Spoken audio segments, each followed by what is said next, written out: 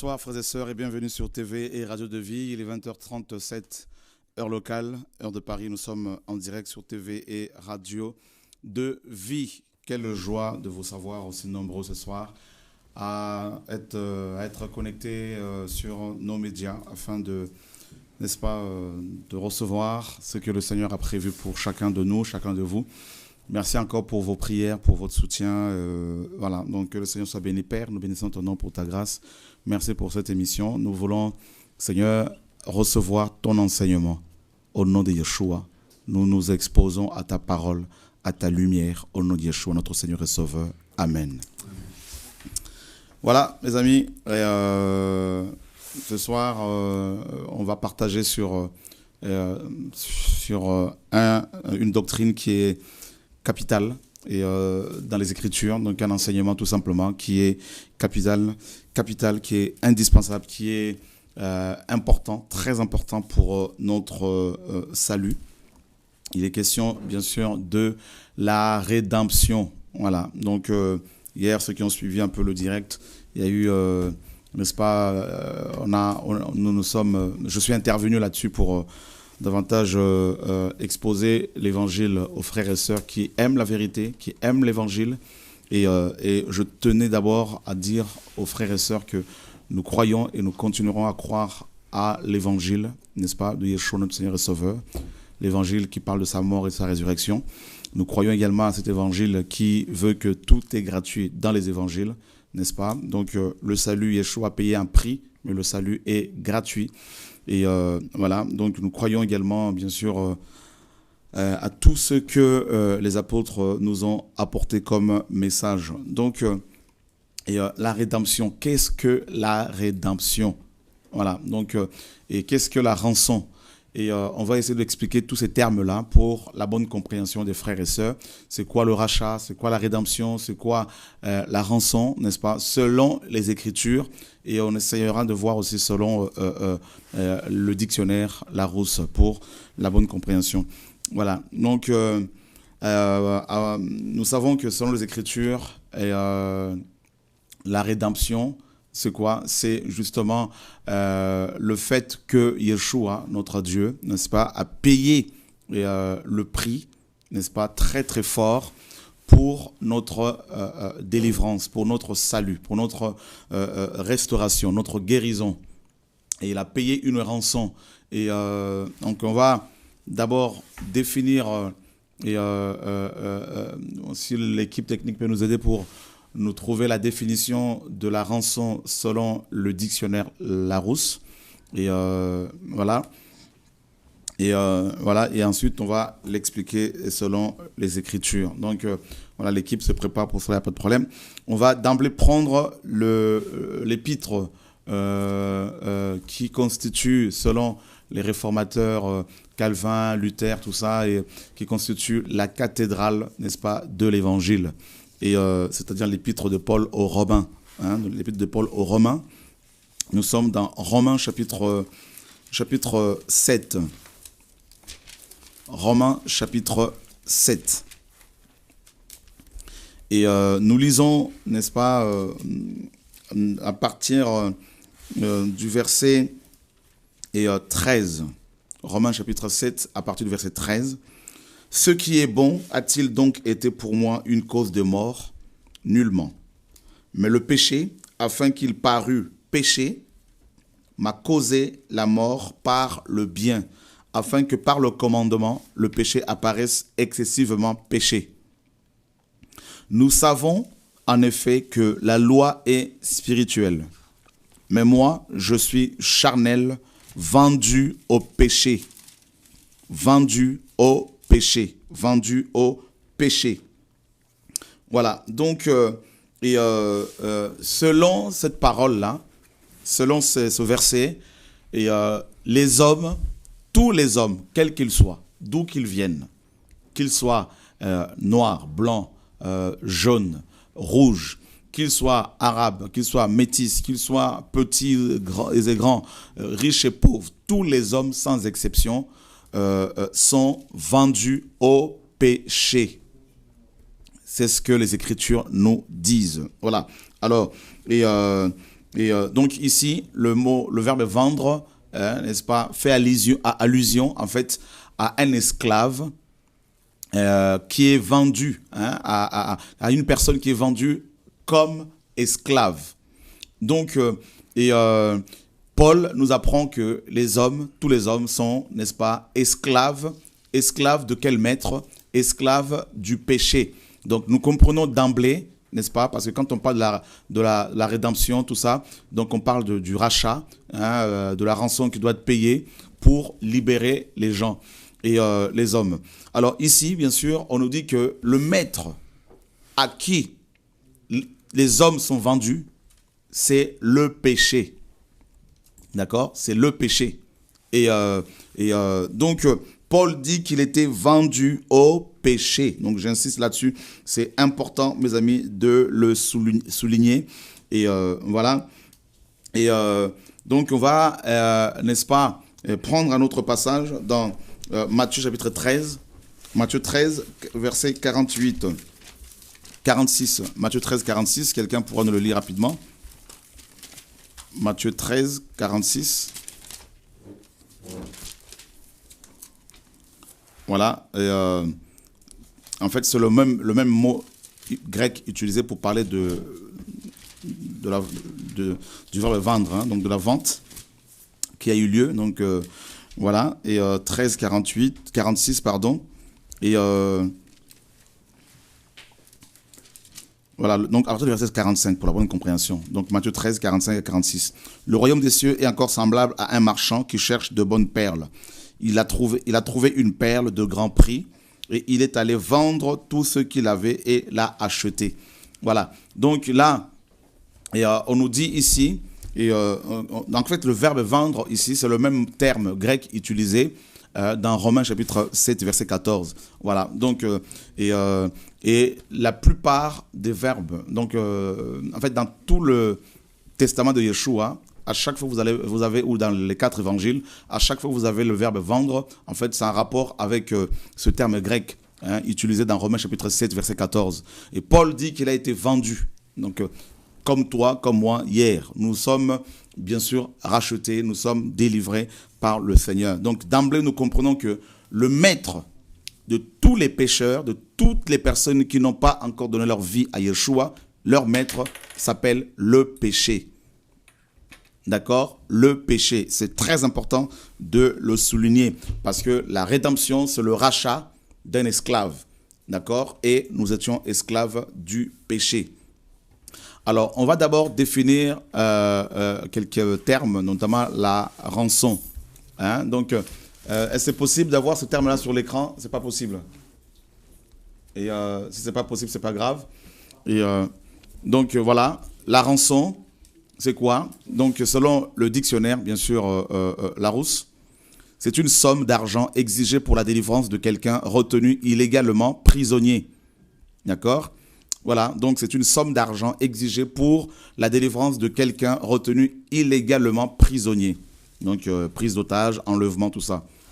Donc, ça, c'est ce que le dictionnaire nous dit. Hein? Donc, une somme d'argent doit être donnée à la personne qui a ou qui retient les prisonniers. D'accord?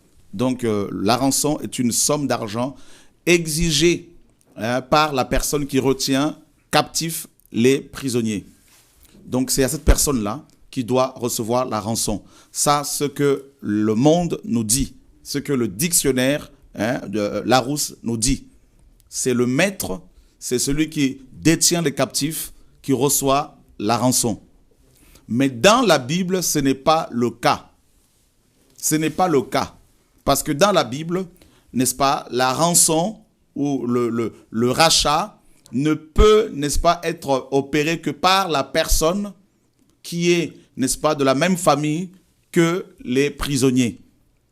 Donc je dis dans la Bible, n'est-ce pas, la rançon n'est pas payée au maître qui retient les captifs. Selon la définition biblique du mot rançon, la rançon n'est pas donnée à la personne qui retient captifs les prisonniers. Donc ici, nous apprenons que le maître qui retient prisonniers les hommes de ce monde, les humains, c'est le péché. Donc, on ne paye pas la rançon au péché, pas du tout. D'accord? On ne paye pas la rançon au péché. Et la rançon, dans la Bible, doit être payée à Dieu lui-même. Pourquoi? On va l'expliquer. Et on va l'expliquer calmement, tranquillement. Vous pouvez, si vous le souhaitez, nous appeler pour éventuellement nous poser vos questions. Allons d'abord, n'est-ce pas, dans la typologie. Ce qu'on appelle la typologie, c'est quoi? C'est un type. On va voir un type de la rédemption, du rachat dans les Écritures. Et la typologie, c'est une, n'est-ce pas, une image, et une représentation, n'est-ce pas, et qui annonce un événement. Ça peut annoncer aussi l'arrivée d'un personnage tel que le Messie, d'accord? Donc nous allons voir le type donc de la rédemption, du rachat. Nous sommes dans Exode, donc chapitre 12. Alors bien sûr, l'histoire de la sortie des Hébreux de l'Égypte est très riche, n'est-ce pas, en enseignements concernant justement la rédemption. Et voilà, donc, on est dans Exode chapitre 12. Et nous savons tous que les enfants d'Israël étaient, n'est-ce pas, captifs pendant 430 ans en Égypte. Ils sont restés 430 ans prisonniers, n'est-ce pas, persécutés. Et ils étaient, n'est-ce pas, sur la fin de leur captivité, en Égypte toujours, ils étaient oppressés par, n'est-ce pas, le roi d'Égypte. Exode nous le dit. Et d'ailleurs, on peut rapidement le lire avant d'aller dans Exode 12 pour la bonne compréhension des frères et sœurs. Parce que je sais que vous aimez la vérité, que vous aimez la parole. Et nous sommes dans Exode chapitre 1er. À partir du verset 1er. Et ce sont ici les noms des fils d'Israël qui entrèrent en Égypte avec Jacob. Ils y entrèrent chacun avec sa famille. Ruben, Simon, Lévi et Judas, Issachar, Zabulon et Benjamin, Dan et Nephtali, Gad et Aser. Toutes les personnes issues des reins de Jacob étaient 70 âmes. Joseph était alors en Égypte. Joseph mourut ainsi que tous ses frères et toute cette génération-là. Les enfants d'Israël fructifièrent et s'accrurent abondamment et se multiplièrent et devinrent extrêmement puissants, de sorte que le pays en fut rempli. Depuis, il se leva un nouveau roi sur l'Égypte qui n'avait point connu Joseph. Et il dit à son peuple, « Voici, le peuple des enfants d'Israël est plus grand et plus puissant que nous. Agissons donc prudemment avec lui, de peur qu'il ne se multiplie et que, s'il survenait une guerre, il ne se joigne à nos ennemis, ne fasse la guerre contre nous et qu'il ne s'en aille du pays. » Ils établirent donc sur le peuple des commissaires d'impôts pour l'affliger en le surchargeant, car le peuple bâtit des villes à greniers pour Pharaon, à savoir Pithom et Ramsès. Mais plus il l'affligeait, et plus il multipliait et croissait en toute abondance. C'est pourquoi il haïssait les enfants d'Israël. Et les Égyptiens assujettirent les enfants d'Israël à une rude servitude, tellement qu'ils leur rendirent la vie amère par un rude travail en les employant à faire du mortier, des briques et toutes sortes d'ouvrages qui se fait au champ. C'était avec cruauté qu'ils leur imposaient toutes ces charges.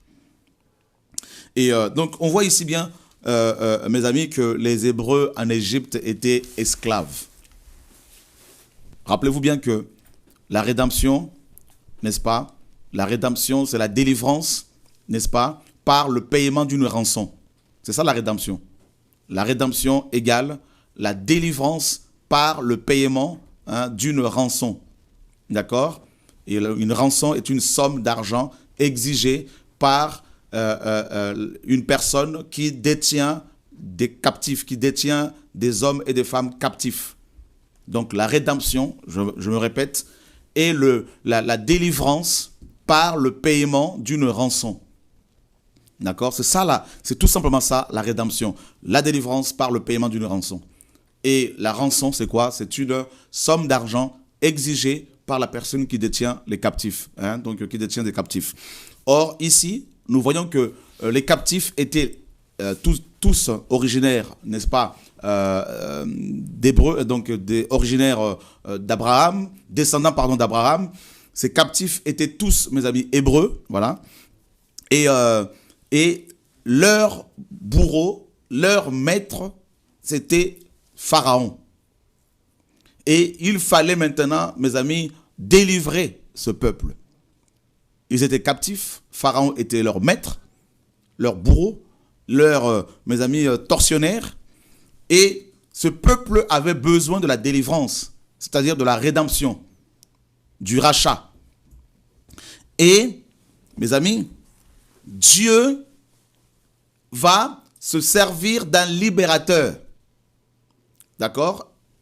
Acte chapitre 7 nous dit que Dieu va envoyer Moïse comme un libérateur, c'est-à-dire littéralement comme un rédempteur. Pourquoi Moïse? Rappelez-vous bien que dans la Bible, c'est seulement, n'est-ce pas, un proche parent qui avait le droit de procéder au rachat des hommes, des femmes. On ne pouvait racheter que les personnes de sa famille. Et voilà pourquoi Dieu va envoyer Moïse, qui lui était aussi, mes amis, originaire, descendant d'Abraham. Il était de la tribu de Lévi, il était lévite, et Dieu envoie Moïse en Égypte, je me répète, comme un rédempteur, un libérateur, littéralement un rédempteur. Voilà ce que le mot grec ou hébreu, les mots grecs et hébreux veulent dire. D'accord? Donc, nous voyons bien que Moïse, qui était de la famille, qui était de la même famille que les Hébreux, avait le droit d'aller procéder à leur délivrance. On n'a pas envoyé un étranger. Dieu a envoyé quelqu'un qui avait, mes amis, la même origine que ce peuple. Donc, vous avez compris. Maintenant, il fallait payer une rançon, mais la rançon, ici, n'a pas été payée à Pharaon. Contrairement à la définition que le dictionnaire biblique donne au mot rançon, qui doit être versé, payé à la personne qui dirige, qui contrôle, qui capture, qui a capturé des prisonniers. Et là, mes amis, Moïse arrive en Égypte. Nous sommes dans Exode 12, justement. Qu'est-ce que Dieu va lui dire? Qu'est-ce que Dieu va dire à Moïse? Exode 12, à partir du verset 1er. Or Yahweh dit à Moïse et à Aaron dans le pays d'Égypte, ce mois-ci sera pour vous le premier des mois. Il sera pour vous le premier des mois de l'année. Parlez à toute l'assemblée d'Israël en disant, au 10e jour de ce mois, qu'ils apprennent chacun un agneau ou un chevreau par maison de leur père, un agneau ou un chevreau par maison. Mais si la maison est trop petite pour un agneau, on le prendra avec le voisin le plus proche de sa maison, selon le nombre de personnes. Vous compterez pour cet agneau selon ce que chacun peut manger. Ce sera un agneau ou un chevreau sans défaut, mâle, âgé d'1 an. Vous le prendrez d'entre les brebis ou d'entre les chèvres. Et vous le garderez jusqu'au 14e jour, de ce mois. Et toute la congrégation de l'assemblée d'Israël l'égorgera entre les 2 soirs. Ils prendront de son sang et le mettront sur les 2 poteaux et sur le linteau de la porte des maisons où ils le mangeront. Et ils en mangeront la chair rôtie au feu cette nuit-là, et ils la mangeront avec des pains sans levain et avec des herbes amères. N'en mangez rien à demi-cuit, ni qui ait été bouilli dans l'eau, mais qu'il soit rôti au feu, sa tête, ses jambes et ses entrailles. Et ne laissez aucun reste jusqu'au matin, mais s'il en reste quelque chose le matin, vous le brûlerez au feu, et vous le mangerez ainsi. Vos reins seront sains, vous aurez vos souliers à vos pieds et vos bâtons à la main, et vous le mangerez à la hâte. C'est la Pâque de Yahweh. Verset 12. Quand je passerai cette nuit-là par le pays d'Égypte, je frapperai tout premier-né au pays d'Égypte, depuis les hommes jusqu'aux bêtes, et j'exercerai mes jugements sur tous les dieux de l'Égypte. Je suis Yahweh. Verset 13, « Et le sang sera pour vous un signe sur les maisons où vous serez, car je verrai le sang et je passerai par-dessus vous. Il n'y aura point de plaie de destruction quand je frapperai le pays d'Égypte. » Voilà, donc on comprend que ici, mes amis, il est question de la Pâque, bien sûr, c'est écrit clairement. Et la Pâque nous parle, bien sûr, de Yeshua, nous parle de la croix. D'accord? Donc, vous comprenez que la rédemption a un rapport avec la croix. Et la croix nous parle du sacrifice. Paul nous dit dans 1 Corinthiens 5 que Christ est notre Pâque. D'accord? Christ est notre Pâque. Et quand on parle de la Pâque, bien sûr, on voit forcément l'agneau. Et nous savons tous que Jésus-Christ est aussi dépeint comme étant l'agneau de Dieu. Il est présenté aussi comme étant l'agneau de Dieu. D'ailleurs, Jean-Baptiste, bien sûr, dans Jean 1, au verset 29, quand il a vu le Seigneur Jésus-Christ se passer, il a dit à ses disciples, « Voici l'agneau de Dieu qui ôte le péché du monde. » Donc, vous voyez bien, mes amis, que ici, la rançon n'a pas été payée à Pharaon. Pharaon est l'image, bien sûr, de Satan. D'accord? Donc, la rançon n'a pas été payée à Pharaon, comme certaines doctrines, comme certaines personnes le disent. Voilà. Et la rançon n'a pas été payée à Pharaon, mais Dieu a demandé à Moïse, qui était un libérateur, qui était un rédempteur, Moïse bien sûr, de prendre, n'est-ce pas, que chaque famille des Hébreux prenne un agneau ou un chevreau et qu'ils, n'est-ce pas, prennent le sang de cet animal et le mettent sur leur linteau, sur leur porte. Et que quand l'ange de la mort, quand le destructeur allait passer, n'est-ce pas, pour qu'il ne le détruise pas, pour qu'il passe par-dessus, qu'il passe outre, littéralement, qu'il les épargne. Voilà ce que le mot Pâques veut dire. Frères et sœurs, ici, la rédemption a été opérée par un proche parent, Moïse. La rédemption, elle a été, mes amis, faite par le sang de l'agneau. D'accord? Or, nous savons que Dieu est le Dieu qui, n'est-ce pas, exige du sang. À l'époque, notamment, il exige du sang pour couvrir le péché des hommes. Et par la suite, il a exigé son propre sang pour pouvoir nous délivrer définitivement. D'accord? Donc, vous voyez bien que la rédemption ne pouvait pas s'opérer sans, n'est-ce pas, ici bien sûr, sans le sang. Et Hébreu nous dit, sans effusion de sang, il n'y a pas de pardon de péché. D'accord? Donc, vous voyez que l'histoire juive, mes amis, en fait, l'histoire de l'Église est similaire à l'histoire juive. Voilà. Israël était la première Église, la première assemblée. Rachetée, délivrée par Moïse. Or, Moïse, ici, est un type de Christ. Pharaon est un type de Satan, du péché, donc de Satan, plutôt, ou aussi du péché. Et on nous dit aussi que, mes amis, et les Hébreux étaient un type, bien sûr, de l'Église. Moïse était un type de Christ, du Messie. Les Hébreux étaient un type de l'Église, des chrétiens. Et l'Égypte est un type du monde. Et la mer Rouge est un type de baptême, une image du baptême, selon 1 Corinthiens 10. Vous voyez, mes amis? Donc, nous sommes ici dans ce qu'on appelle la typologie, les images qui annonçaient des événements.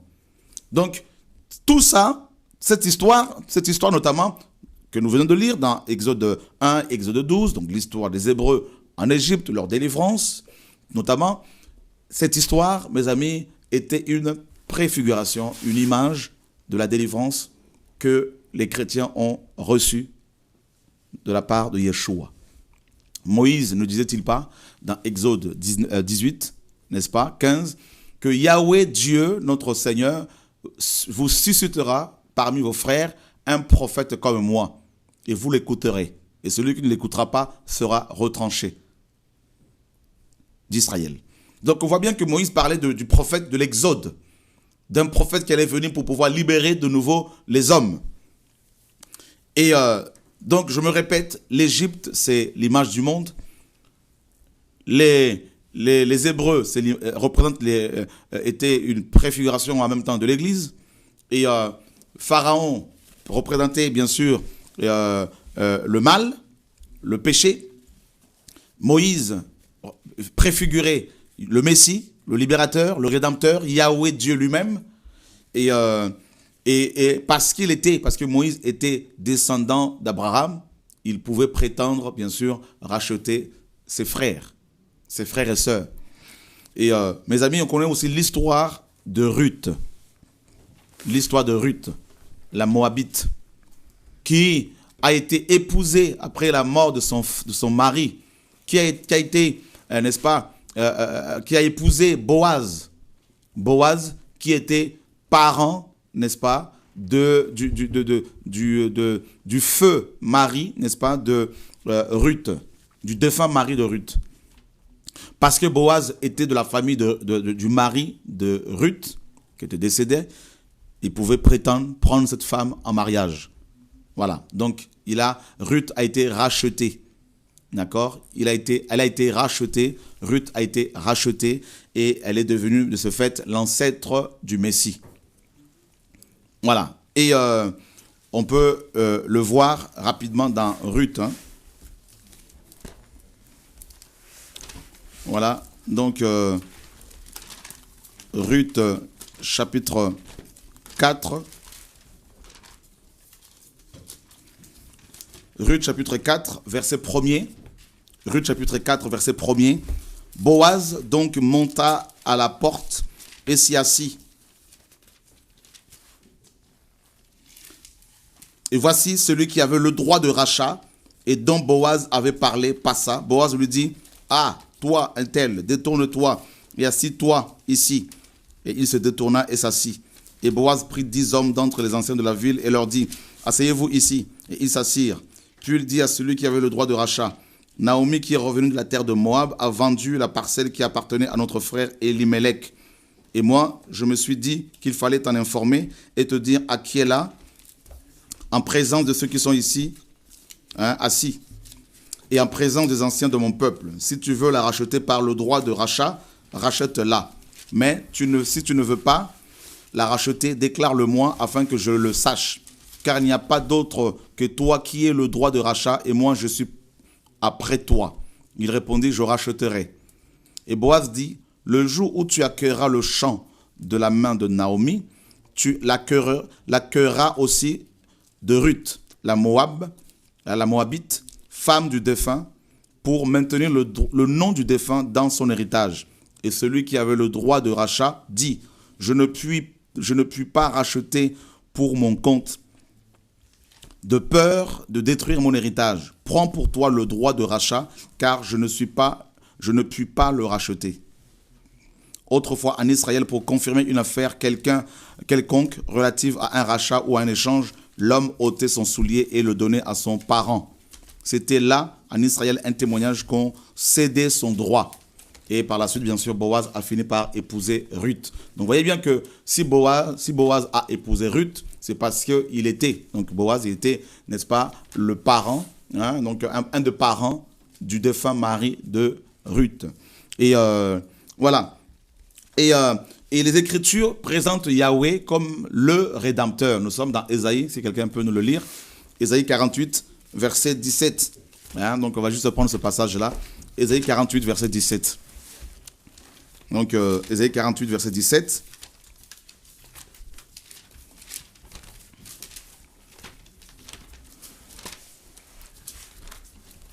Ainsi parle Yahweh, ton Rédempteur, le Saint d'Israël. Je suis Yahweh ton Dieu, qui t'enseigne pour ton profit et qui te guide dans le chemin où tu dois marcher. Ok. Tu peux relire encore, s'il te plaît, Teddy? Ainsi parle Yahweh, ton Rédempteur, le Saint d'Israël. Je suis Yahweh, ton Dieu, qui t'enseigne pour ton profit et qui te guide dans le chemin où tu dois marcher. Ok, donc Dieu, on le sait, dans toutes les Écritures, se présente comme aussi le Rédempteur. D'accord? Celui qui a le droit de rachat. Celui qui a le droit de rachat. Suivez très bien, frères et sœurs. Yahweh, dans les Écritures, se présente comme étant celui qui a le droit de rachat. D'accord? Donc, maintenant, nous avons vu que le rachat des âmes se faisait par le sang. D'accord? On a vu avec la Pâque. Or, la Pâque nous parle de Yeshua, de son sacrifice à la croix, nous parle de la croix, de sa mort notamment, de son sang qui a coulé, d'accord, parce que l'agneau était immolé, littéralement égorgé. Nous sommes dans Éphésiens chapitre 1, verset 7. Éphésiens chapitre 1, verset 7, quelqu'un pourra nous le lire rapidement. La page 1093. En lui, nous avons la rédemption par son sang, à savoir la rémission des offenses, selon les richesses de sa grâce. Voilà. En lui, nous avons la rédemption par son sang. D'accord? La rédemption par son sang. Le sang de qui? Bien sûr. Et regardez le verset. Et le verset 4, et, à partir du verset 3. Éphésiens 1, 3. Béni soit Dieu qui est le Père de notre Seigneur Jésus-Christ, qui nous a bénis de toute bénédiction spirituelle dans les lieux célestes en Christ. Selon qu'il nous a élus en lui avant la fondation du monde, afin que nous soyons saints et irrépréhensibles devant lui dans la charité, nous ayant prédestinés pour nous adopter pour lui par Jésus-Christ, selon le bon plaisir de sa volonté, à la louange de la gloire de sa grâce, par laquelle il nous a rendus agréables en son bien-aimé. En lui, nous avons la rédemption par son sang, à savoir la rémission des offenses, selon les richesses de sa grâce. Voilà, donc on voit bien que la rédemption s'opère par le moyen du sang. Hein? Et ici, il est question du sang de Yeshua. Et regardez Éphésiens 5, 2, justement, on verra à qui ce sang a été donné. Est-ce à Satan ou à Dieu? Donc, on va le voir. Et nous sommes dans Éphésiens chapitre 2, chapitre 5, verset 2. Et marchez dans la charité, ainsi que Christ nous a aimés et s'est livré lui-même pour nous comme une offrande et un sacrifice de bonne odeur à Dieu. Donc, nous apprenons ici que Christ s'est livré lui-même.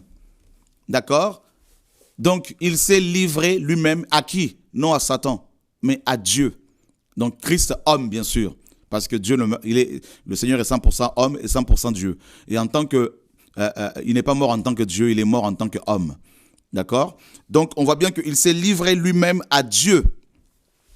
Donc, le sang a été donné à Dieu. D'accord? Et c'est le sang de Dieu, selon, bien sûr, Actes 20, 28 à 29. Donc, il est question du sang divin. Qui nous a racheté, qui a offert à Dieu lui-même. Donc, voilà. Et qu'est-ce que nous voyons également? Nous sommes dans le livre de l'Épître aux Hébreux.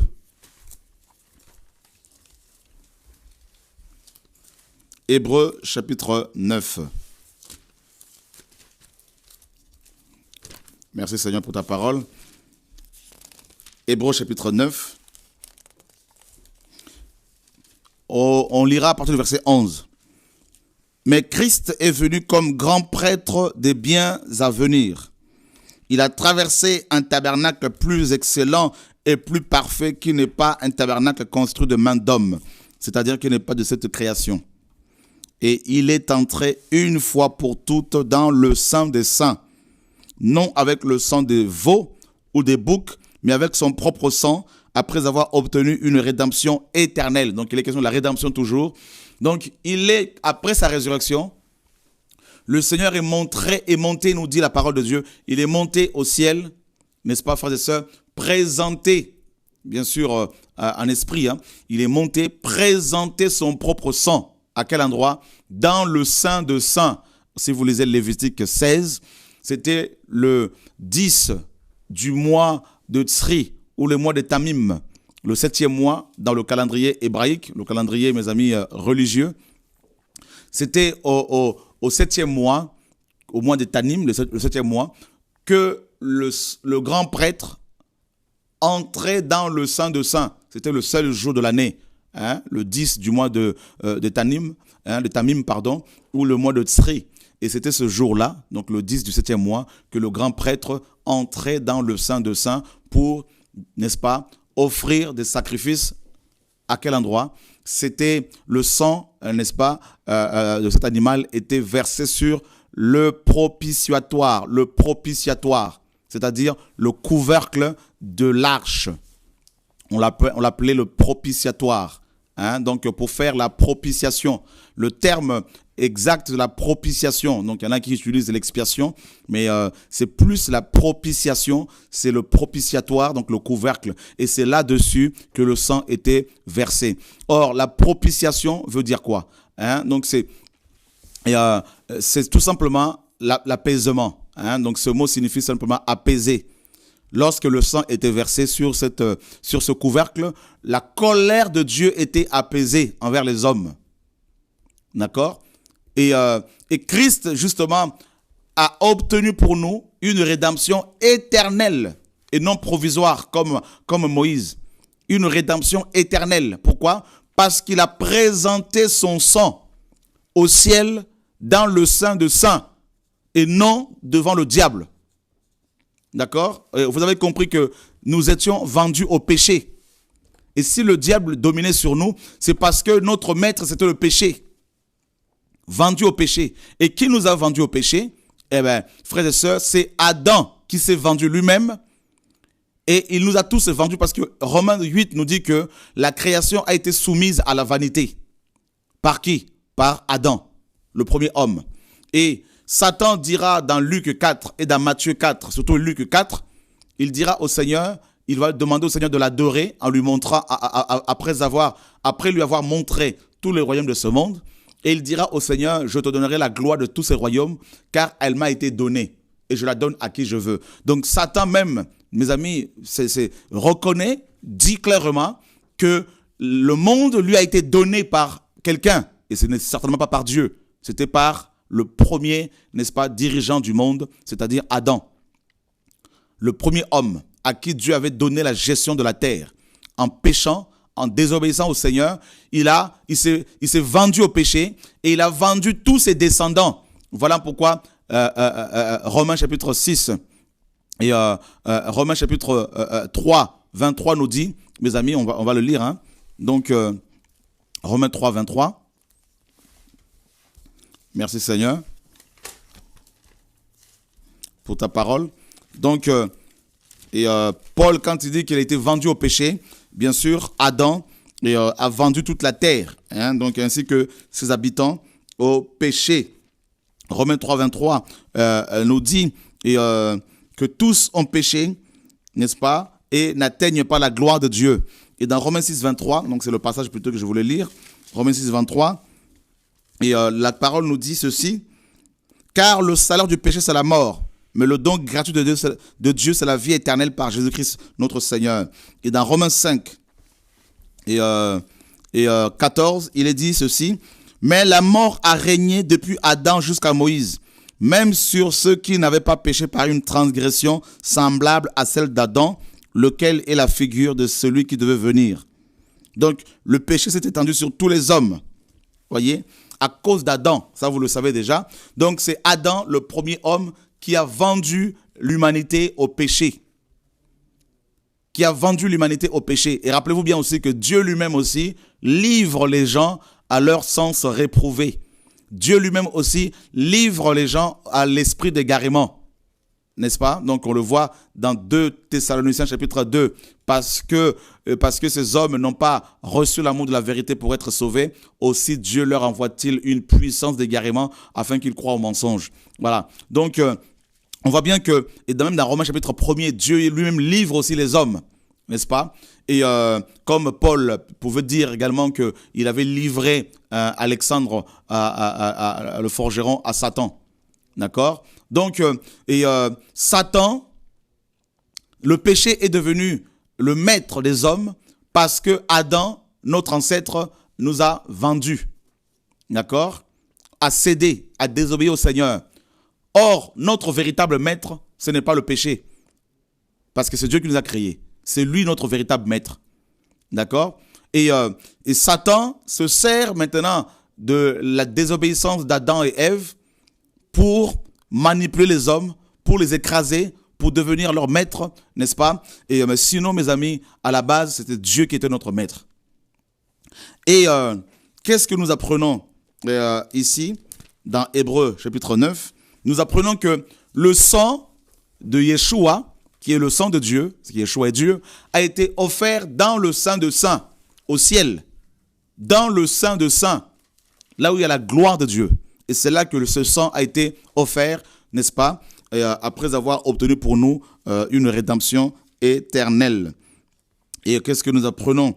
Et mes amis, au verset 13 de l'épître aux Hébreux, donc chapitre 9, Hébreux 9, 13, « Car si le sang des taureaux et des boucs et la cendre de la génisse répandue sur ceux qui sont souillés sanctifie et procure la pureté de la chair, combien plus le sang de Christ, qui par l'Esprit éternel s'est offert à Dieu sans nulle tâche, purifiera-t-il votre conscience des œuvres mortes pour servir le Dieu vivant ?»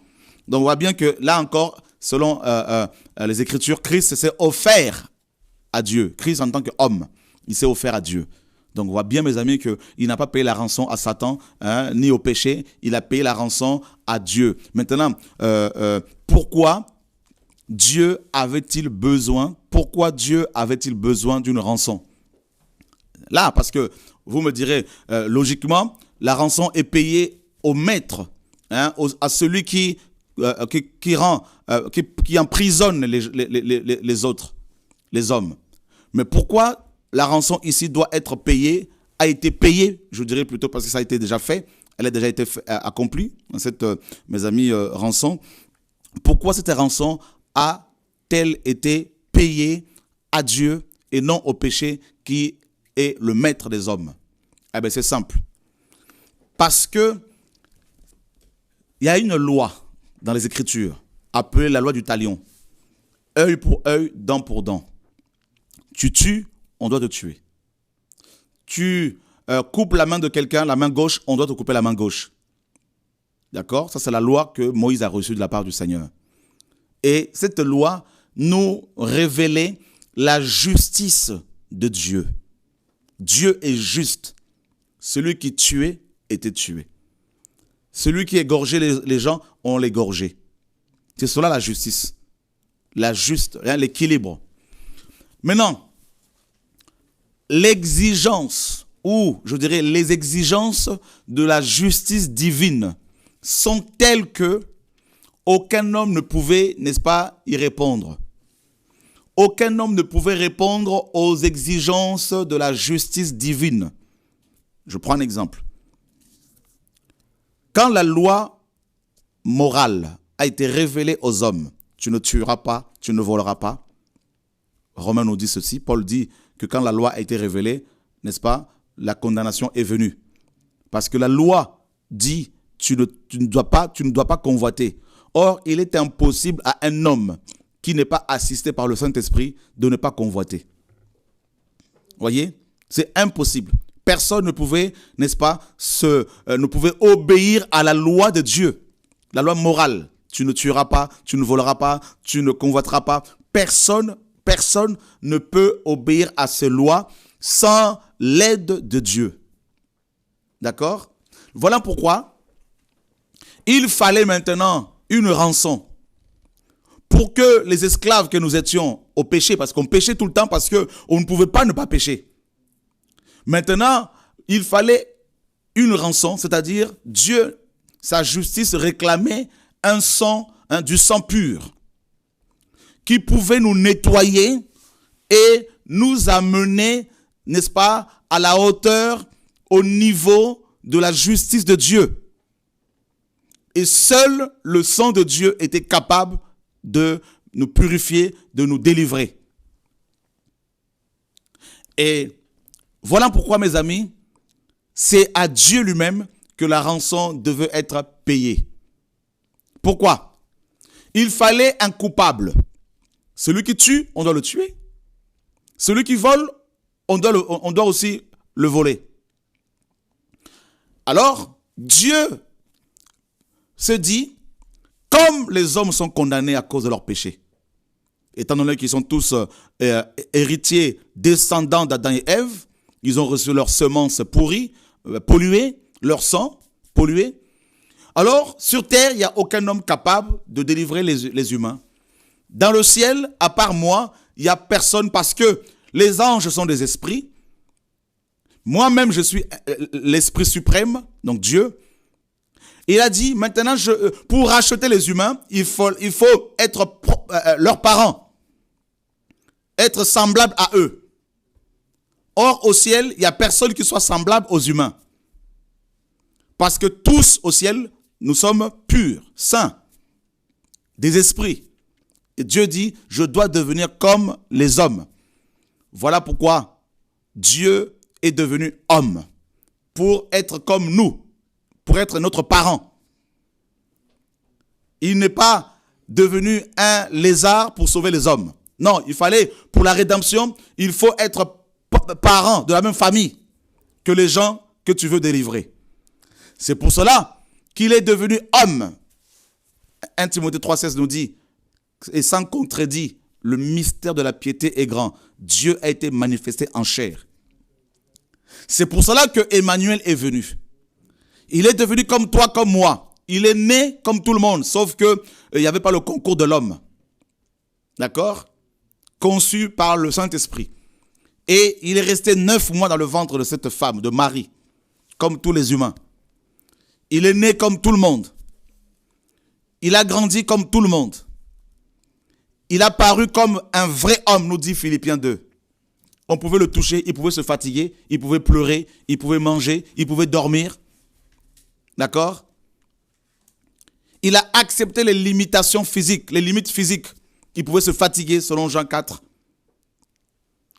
La Bible nous dit que il est devenu semblable, il a paru comme un vrai homme, semblable à ses frères pour pouvoir les délivrer, leur venir en aide.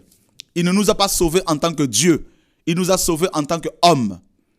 Il n'est pas mort en tant que Dieu, il est mort en tant qu'homme. Voilà pourquoi, quand il est venu, mes amis, maintenant il fallait que la loi de Dieu, la loi du talion, œil pour œil, dent pour dent, soit appliquée. Il fallait que les hommes payent pour leurs péchés. Alors, lui, quand il est venu, il a pris tous nos péchés sur lui. D'accord? Il a subi la mort à notre place. Il a subi le rejet à notre place. Il n'y a pas une seule souffrance que les hommes connaissent, que Christ n'ait connue de manière, n'est-ce pas, je ne sais pas, particulière, intense. C'est pour cela, mes amis, 2 Corinthiens 5, 21 nous dit, on va le lire, 2 Corinthiens 5, 21. Merci Seigneur pour ta parole. Là, on est encore un peu dans l'introduction. Nous sommes en train de sortir de l'introduction pour aller dans le menu. 2 Corinthiens 5, 21. Car celui qui n'a pas connu le péché, il a fait devenir péché pour nous afin que nous devenions justes devant Dieu par lui. Car celui qui n'a jamais péché, il a fait devenir péché.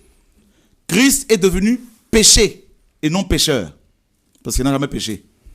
Mais il est devenu péché. Pourquoi? Parce que le péché était notre maître.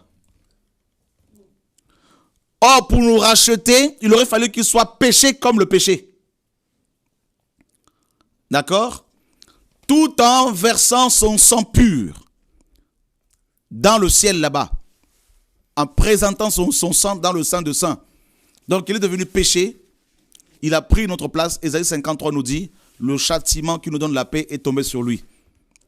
Donc, du coup, comme il a tout pris sur lui, à ta place, il est mort à ta place, il est mort à ma place, il pouvait bien sûr te libérer. Le libérateur qui viendra de Sion, de Romains 11. Mes amis, il a pris tout sur lui, et il est allé sur la croix, et on nous dit qu'il s'est offert à Dieu, et non à Satan. Attention, Satan, mes amis, n'était pas notre maître avant la chute. Il ne pouvait prétendre à aucune rançon. Parce que ce n'est pas lui qui avait décidé de nous retenir. C'est Adam qui nous avait vendus. Rappelez-vous bien. Satan l'a séduit, mais c'est Adam qui avait cédé. Voilà. Donc, la rançon n'a jamais été payée et ne sera jamais payée à Satan. Jamais. Ça, c'est une insulte à l'œuvre de la croix. Ce serait élever le diable au niveau de Dieu. C'est une insulte, c'est une hérésie. Il faut, ceux qui enseignent cette doctrine-là doivent se repentir publiquement. Sinon, il y a la colère de Dieu. La parole est claire. Voilà. Et, mes amis, maintenant, qu'est-ce que nous apprenons? Dieu réclamait un sang, du sang pur. Et il a trouvé ce sang en lui-même. C'est pour cela que Dieu est devenu homme. D'accord? Et rappelez-vous bien que l'agneau pascal, l'agneau de Pâques n'était pas présenté, offert à Satan. Et cet agneau ne pouvait pas être consommé par les étrangers. La Pâques est une fête, c'est la plus grande fête juive. Et elle était, mes amis, c'était une fête, la fête des enfants de Dieu. Aucun étranger, nous dit Exode 12, ne devait manger, n'est-ce pas, cet agneau-là, s'il n'était pas purifié, sanctifié. D'accord? Donc c'était un repas. D'ailleurs, c'est l'image du repas du Seigneur, qu'on appelait hier la Sainte Seine. Paul dit que ceux qui mangent de manière indigne ce repas ont des problèmes de santé. Il y en a qui sont morts. Vous voyez, mes amis? Et donc, on voit bien que l'offrande de Pâques, l'agneau pascal, l'offrande de Pâques, n'était pas du tout, mes amis, réservée aux étrangers. C'était un repas pour les enfants de Dieu. C'était un animal qui était offert à Dieu directement. On a l'image ici, n'est-ce pas, d'Isaac qui était offert à Dieu par son père Abraham et non à Satan. Donc la rédemption dans la Bible, c'est le sang de Dieu qui a été versé devant Dieu lui-même. Voilà. C'est la loi du talion. Tu tues, on doit te tuer. Tu voles, on doit te voler. C'est cette loi qui a été accomplie parce que Christ a subi la mort à notre place. Christ a subi le rejet à notre place. Christ a tout pris sur lui. C'est pour cela que nous n'avons aucun mérite. Aucun mérite. D'accord? Et toujours dans Hébreux chapitre 9, 9 verset 25, « Et ce n'est pas pour s'offrir lui-même plusieurs fois qu'il y est entré, ainsi que le grand prêtre entre dans le Saint de Saints chaque année avec un autre sang. Autrement, il aurait fallu qu'il l'ait souffert plusieurs fois depuis la création du monde. Mais maintenant, à la fin des siècles, il a paru une seule fois pour l'abolition du péché par son sacrifice. Et comme il est réservé aux hommes de mourir une seule fois, et après cela vient le jugement, de même Christ qui s'est offert une seule fois pour ôter les péchés de plusieurs, apparaîtra sans péché une seconde fois à ceux qui l'attendent pour le salut. Voyez mes amis? Et la Bible nous dit au verset 22, « Et presque toutes choses selon la loi sont purifiées par le sang. Et sans effusion de sang, il n'y a pas de rémission des péchés. » Et c'est terrible, mes amis, si vous lisez tout le chapitre 9 du livre de l'Épître aux Hébreux. Et la parole est claire. Regardez au verset Hébreux 10, le verset 4. « Car il est impossible que le sang des taureaux et des boucs ôte les péchés. C'est pourquoi Christ, en entrant dans le monde, a dit, « Tu n'as pas voulu de sacrifice, ni d'offrande, mais tu m'as formé un corps. Tu n'as pas pris plaisir aux holocaustes, ni aux sacrifices pour le péché. Alors j'ai dit, me voici, je viens. Il est écrit de moi au commencement du livre, que je fasse, ô Dieu, ta volonté. » Voyez, donc si vous lisez, mes amis, ces deux chapitres-là, 9 et 10 de l'Épître aux Hébreux, vous comprendrez encore bien comme il faut la rédemption. C'est-à-dire la rédemption, c'est quoi? On l'a vu, la rédemption, c'est la délivrance par le paiement d'une rançon. Et cette rançon, selon la Bible, n'est aucunement payée, n'est-ce pas, à Satan ou au péché qui est, le péché était notre maître. Il est le maître de ceux qui ne sont pas en Christ. Mais cette rançon a été payée à Dieu lui-même, n'est-ce pas? Donc c'est ce sacrifice de Yeshua, en fait, qui est, mes amis, qui nous a délivrés. C'est par ce sacrifice que Dieu nous a délivrés.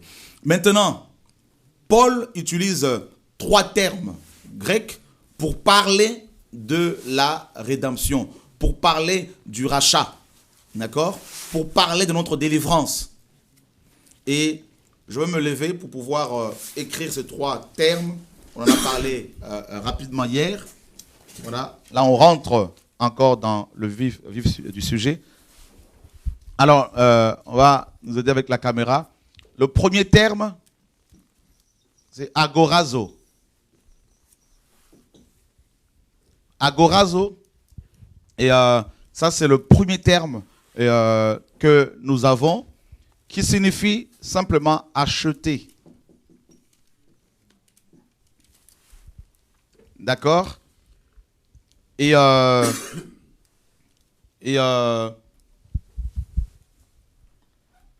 qu'est-ce que nous avons? Pardon, agorazo, c'est marché, comme je disais. Qu'est-ce que je raconte là?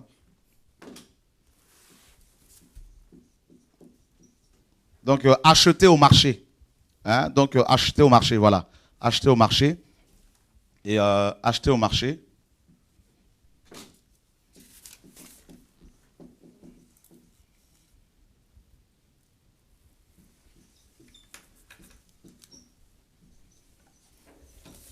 Agora, acheter au marché. La racine de ce mot-là, c'est agora. Agora qui veut dire marché ou encore place publique. D'accord? Donc, le premier mot utilisé par Paul dans les Écritures, il n'y a pas que Paul, hein, donc il y en a d'autres, Pierre également. Et pour parler de la rédemption, pour parler de l'œuvre de la croix, c'est agorazo, donc acheter au marché. Et bien sûr, il est question des esclaves qui étaient achetés au marché, vendus au marché, d'accord? Et voilà. Et la racine de ce mot-là, c'est agora. Donc l'agora, c'est le marché ou encore la place publique. Et vous retrouverez ce mot-là dans les Écritures, notamment dans Actes chapitre 17 et Acte 16, pardon, où il est question de Pierre, de Paul, hein, qui était sur la place publique pour annoncer l'évangile. Et Paul le dit également dans Acte 20, hein, que je ne cesse nuit et jour de vous annoncer l'évangile dans les maisons et sur les places publiques. Donc les places publiques, là, c'est agora. Donc, donc nous étions vendus au marché, hein, vendus au marché, et comme esclaves. D'accord? Esclaves de quoi? Esclaves du péché, comme on l'a vu, mes frères et sœurs. Esclaves du péché. Nous étions vendus au marché comme esclaves du péché. Voilà. Et on va voir des versets par rapport à ces expressions, ces mots, pardon, tout à l'heure. Le deuxième terme utilisé, c'est hexagorazo. Donc, hexagorazo. Voilà. Et vous avez le préfixe EX. Ex. D'accord? Et qui vient bien sûr de E et K. Ek. Qui veut dire hors de. Hors de. Hexagorazo. Et voilà, hors de. Donc, extrait du marché. Extrait du marché. D'accord? Hors du marché. Il est question, n'est-ce pas, des esclaves qui étaient vendus au marché. Et le Seigneur est allé dans ce marché, sur le plan spirituel bien sûr. Et il nous a extraits de ce marché. Il nous a sortis de là. Il n'a pas payé la rançon pour nous au péché ou à Satan. Rappelez-vous bien qu'il a versé son sang à la croix. Il a payé la rançon. Yeshua, homme, a payé la rançon au Père. Et pour nous extraire, pour nous sortir du marché, pour nous sortir de cette transaction, n'est-ce pas, et qui se faisait, et voilà, il nous a sortis de là. Rappelez-vous bien que nous étions également des esclaves, hein, donc esclaves des liens familiaux, des liens ancestraux, et à cause du péché, hein, qui était notre premier maître, et les démons, Satan, tout ça, les sorciers, les satanistes pouvaient se servir de cela, n'est-ce pas, pour nous manipuler, pour nous contrôler, pour nous posséder, tout ça. Donc Yeshua, par son sacrifice excellent, par son sacrifice parfait, il est allé dans ce marché, il nous en a extrait, d'accord, il nous en a sorti de là. Et le troisième terme utilisé par Paul, c'est lutro.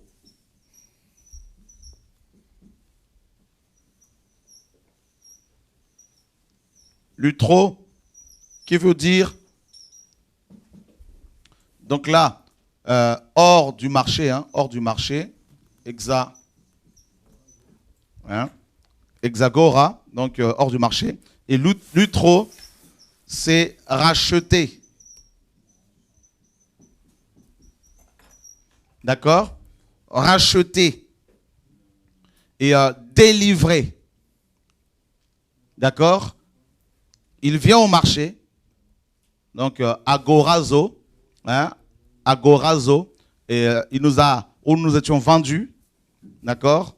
Il nous a, où les gens étaient vendus, et il était allé dans ce marché, et où on était vendus, et il nous a délivrés de là, donc de ce marché. Il nous a sortis de là, donc il arrive ici, il nous sort, hexagorazo, il nous sort du marché, et il ne nous a pas laissé comme ça, il nous a délivrés, parce qu'il y avait des liens. Vous arrivez dans un marché, vous sortez les gens de ce marché, avec leurs liens, comme avec, n'est-ce pas, quand le Seigneur a ressuscité Lazare, il est allé dans le séjour des morts, la parole qui est sortie bien sûr, est allée dans le séjour des morts, et cette parole a sorti Lazare, hexagorazo, a sorti Lazare, n'est-ce pas, du séjour des morts, l'image du marché, juste un exemple comme ça. Ensuite, il a dit aux gens, déliez-le et laissez-le aller, déliez-le. C'est-à-dire, c'est la délivrance, c'est le rachat, d'accord? Lazare, maintenant, qui est sorti avec des liens, devait être détaché. Et il y a trois actions. La première action, le Seigneur arrive sur le marché. D'accord? Il regarde ses frères et sœurs, parce que c'est le proche parent qui doit racheter, hein, sa famille.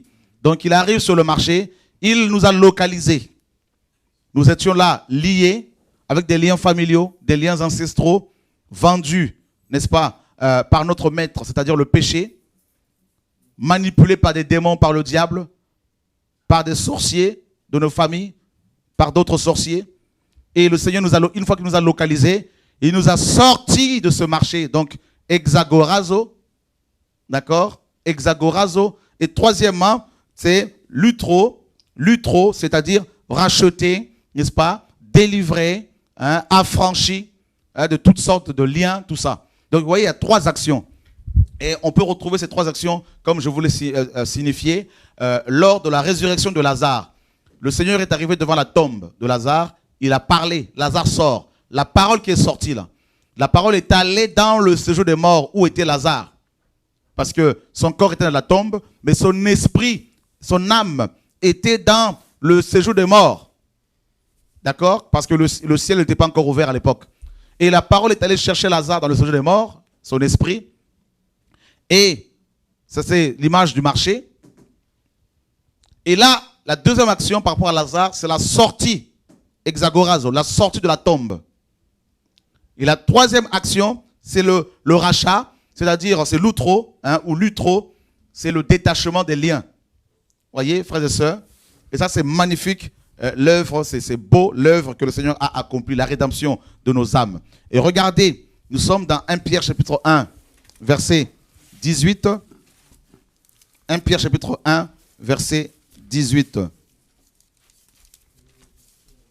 1 Pierre chapitre 1, verset 18.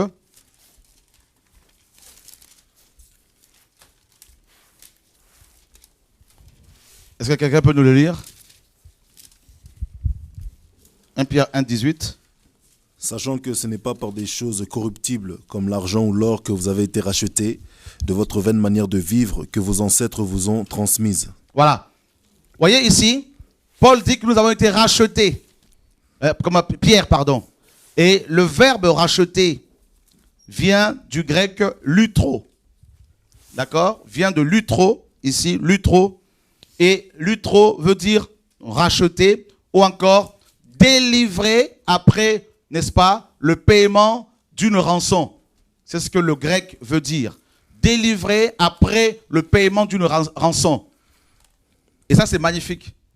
C'est pour cela qu'avant l'œuvre de la croix, nous ne pouvions prétendre à la délivrance, au salut. Voyez? C'est pour cela que les prophètes ont annoncé le salut par la mort de Yeshua, par sa mort et sa résurrection. C'est ça même la base de l'évangile. C'est pour cela qu'il faut annoncer cet évangile-là, la croix, tout simplement. Donc, la réforme des cœurs, la réforme des églises, c'est le retour à la croix. C'est le retour au message biblique. Donc, vous voyez, mes amis, le premier terme, donc il y a trois termes. Hein, donc, agorazo, qui vient de agora, marché, d'accord. Et ensuite, il y a hexagorazo, sortir du marché. Et troisièmement, il y a lutro, qui veut dire racheter, délivrer. Et après avoir payé la rançon. Voilà ce que lutro veut dire. Et on retrouve lutro, justement, dans 1 Pierre, chapitre 1er, au verset, justement, 18. Donc, racheter, voilà, et délivrer. On retrouve lutro également, cette notion de la délivrance, dans Colossiens 1, 12. Quelqu'un peut le lire? Colossiens, chapitre 1, verset 12. Colossiens 1, 12 nous dit « Rendez grâce au Père qui vous a rendu capable d'avoir part à l'héritage des saints.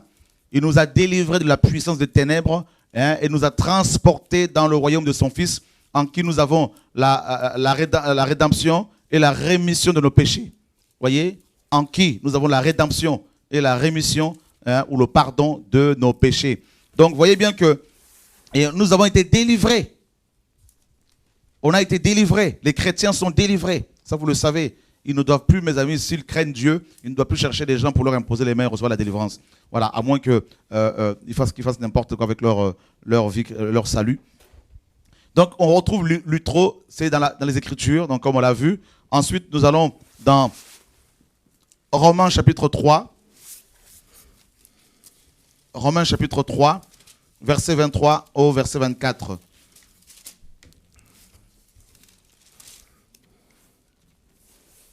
Est-ce que quelqu'un peut nous lire?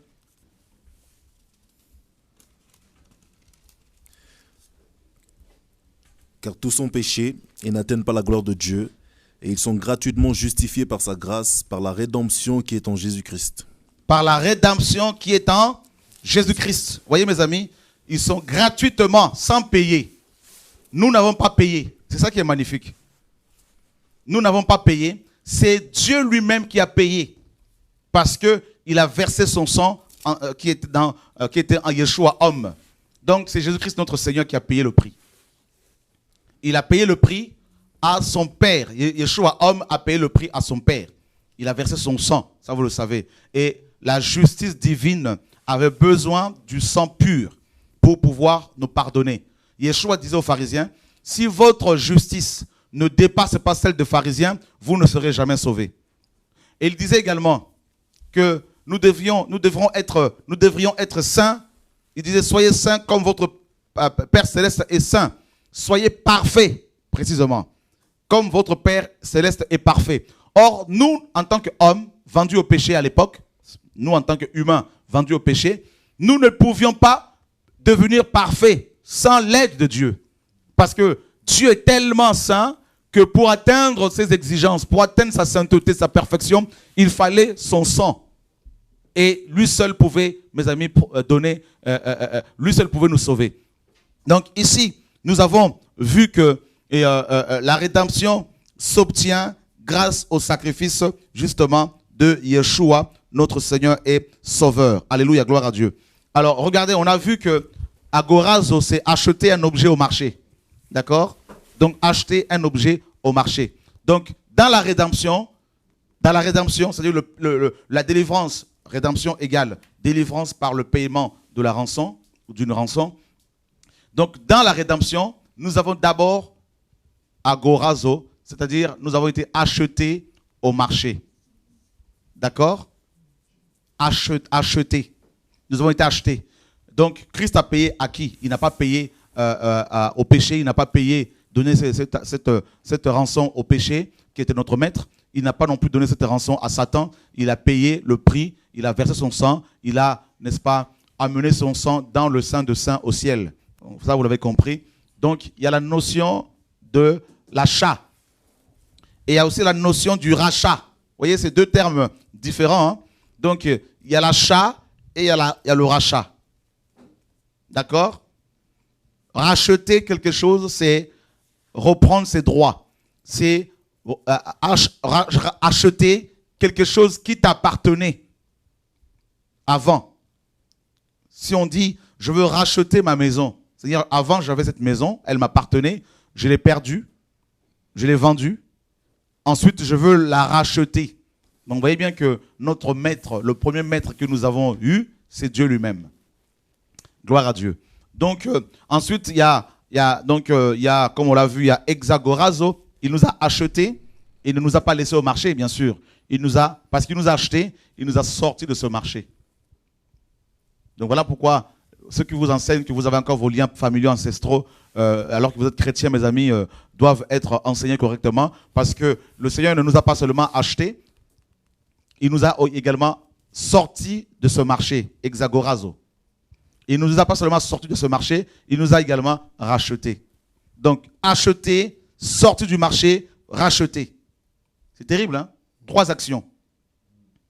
Acheter, sorti du marché, racheter. Acheter, sorti du marché, acheter. Racheter. Et ça, c'est beau.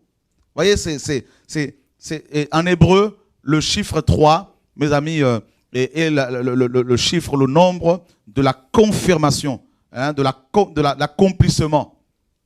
De l'accomplissement. Voilà pourquoi Yeshua, mes amis, est resté 3 jours sous terre, n'est-ce pas? Donc, et 3 actions pour parler de notre délivrance. Et ça, c'est magnifique. C'est beau. Et nous sommes toujours dans Romains chapitre 3, mes amis, et au verset 24.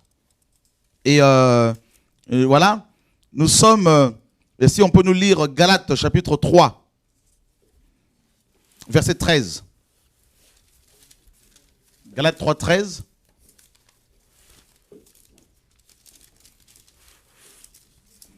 Merci Seigneur, Dieu est bon.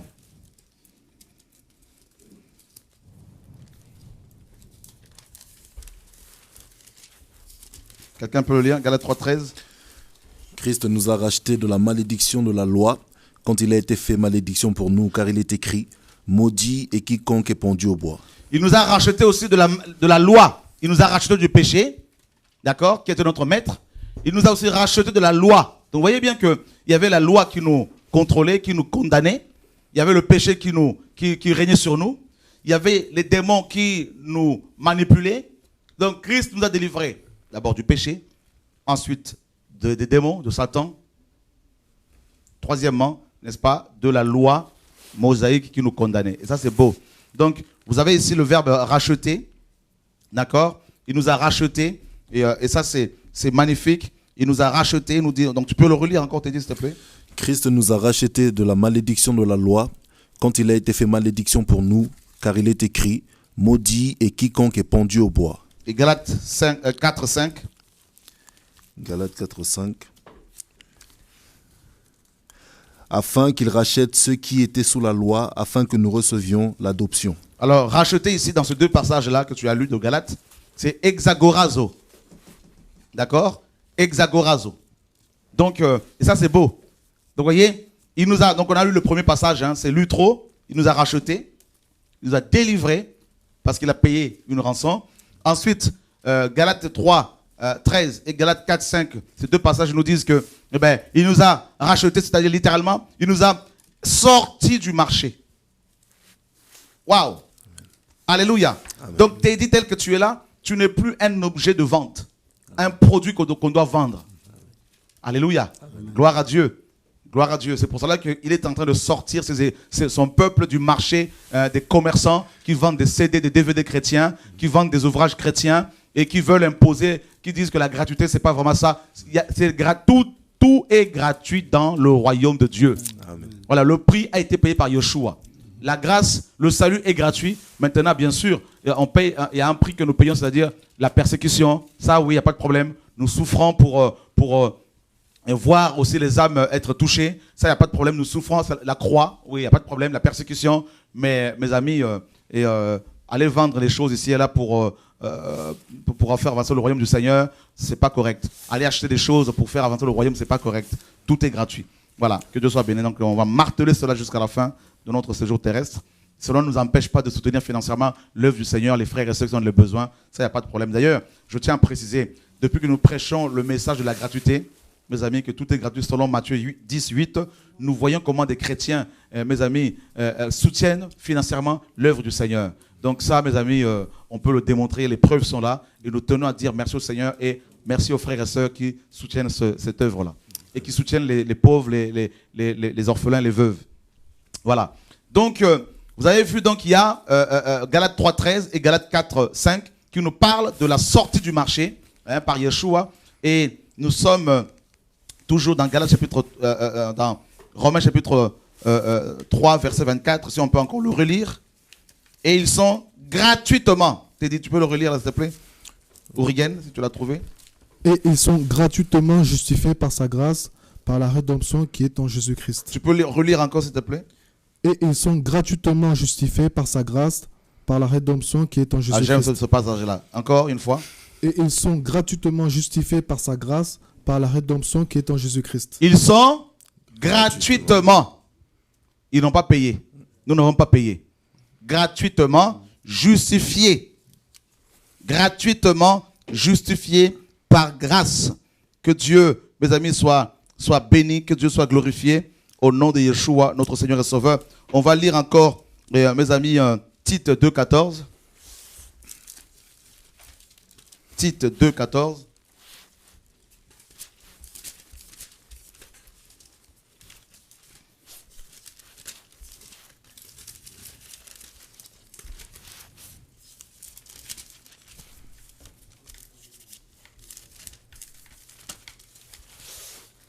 Qui c'est qui l'a trouvé?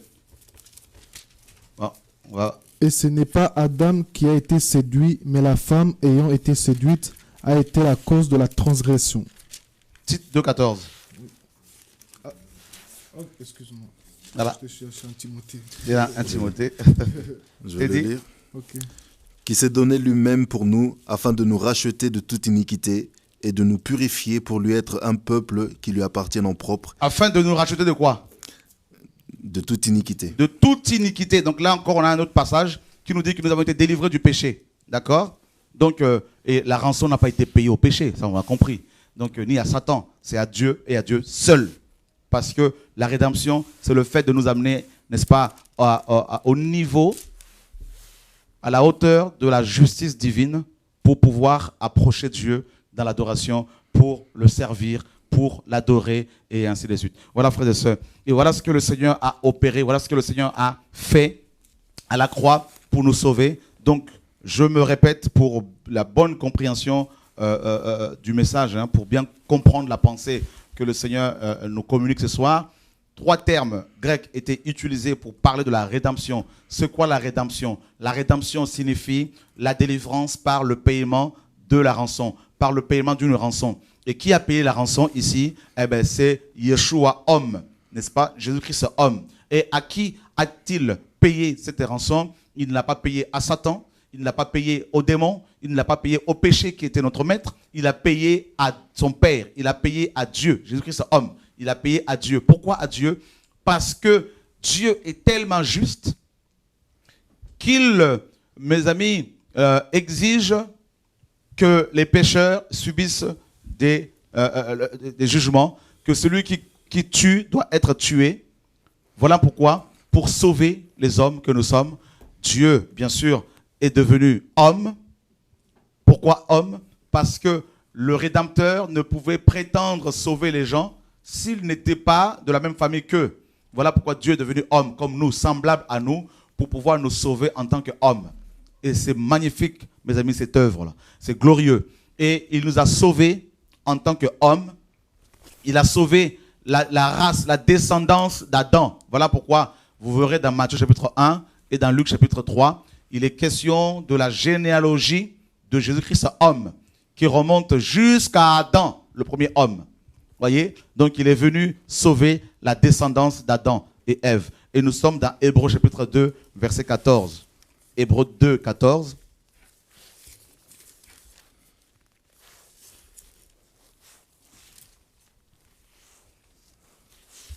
Quelqu'un l'a trouvé?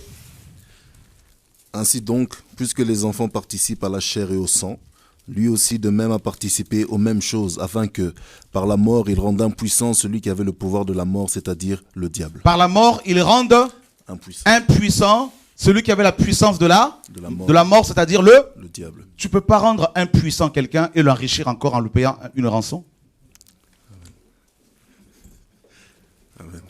On peut acclamer la parole du Seigneur, mes amis, c'est magnifique.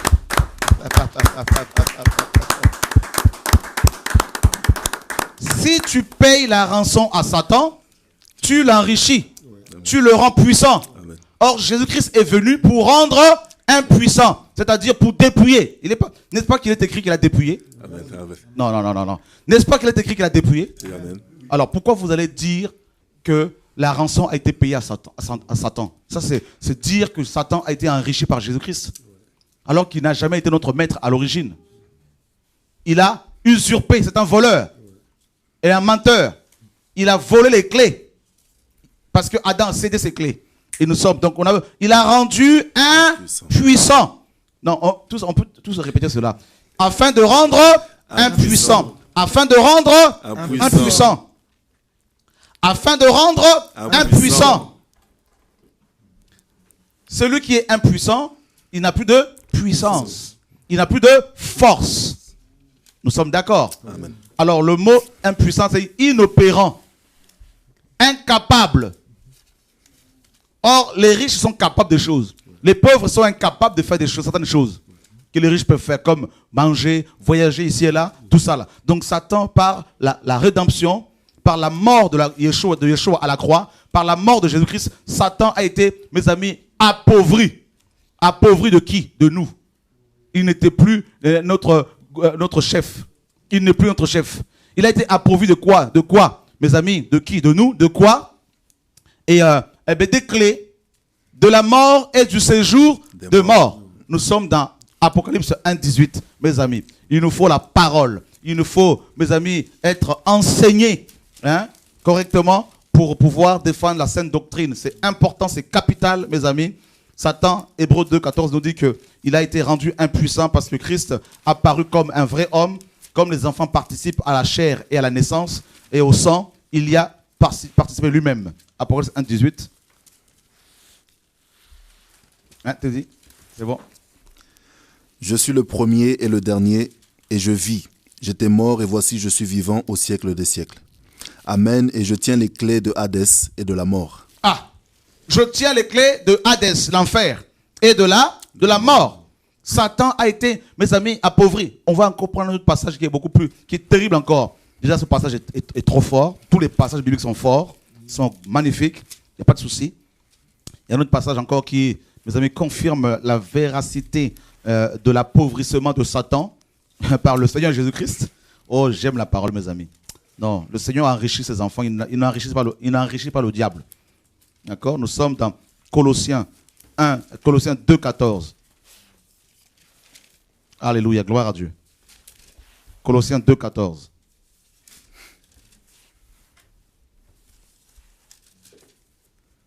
Il a effacé. Oh, voilà les conséquences de la rédemption. D'accord? Du paiement de la rançon. Il a effacé. Il a effacé l'acte qui était contre nous et qui consistait en des ordonnances. Donc la dîme, tout ça là, tout est les sacrifices d'animaux, tout ça. L'interdiction aussi aux étrangers d'accéder au temple.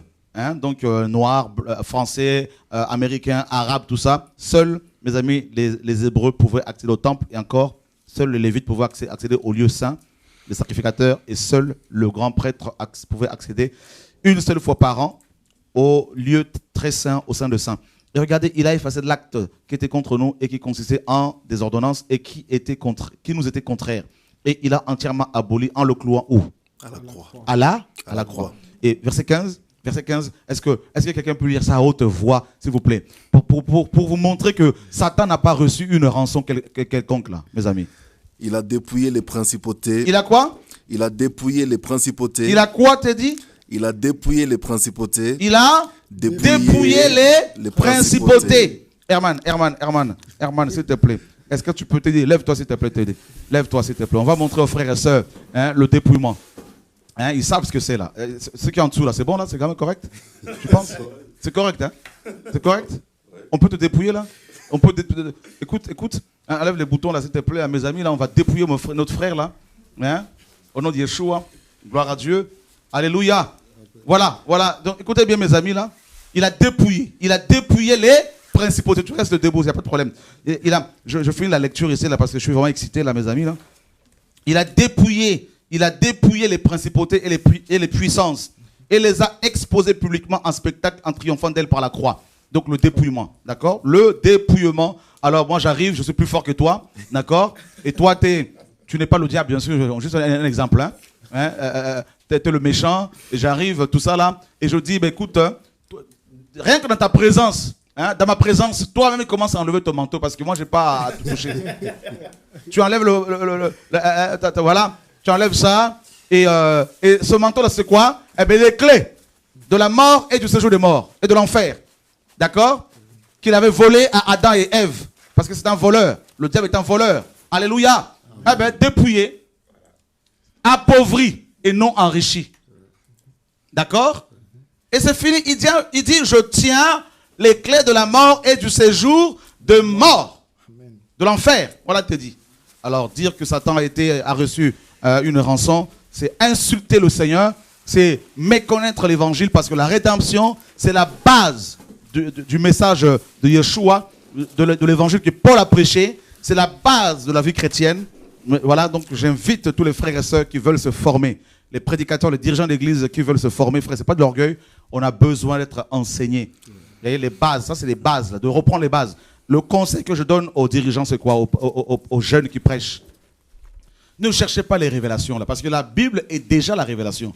Beaucoup cherchent des révélations et ils vont inventer des choses, des doctrines qui n'ont ni tête ni queue. Et c'est ça qui amène la confusion. Il nous faut revenir aux choses simples de l'évangile. C'est capital. Et un conseil, le grec, l'hébreu ne sauve pas. D'accord? Il faut vraiment comprendre, mes amis, que nous avons besoin de revenir aux bases. C'est capital, avec humilité, avec simplicité, parce que sinon on va induire les gens en erreur avec des doctrines, mes amis, des démons. Parce que dire que Satan a reçu une quelconque rançon de la part du Seigneur Jésus-Christ, c'est élever Satan à la dimension de Dieu, au niveau de Dieu. C'est ce que Satan veut. Et c'est dire que Yeshua, par son sacrifice, a enrichi Satan, alors que les Écritures nous disent le contraire. Il a été dépouillé. D'accord? Il a été rendu impuissant. C'est ce que la parole nous dit. Impuissant et dépouillé. Allez vérifier dans le dictionnaire Larousse ce que ces deux termes-là veulent dire. Impuissant et dépouillé. Quoique, on peut le vérifier. Hein? Donc, je pense que pour la bonne compréhension de tout le monde, si Herman peut nous trouver ce terme-là. Hein? Donc, impuissant et dépouillé. Voilà. Merci Seigneur pour ta parole. Donc, on met impuissant, définition.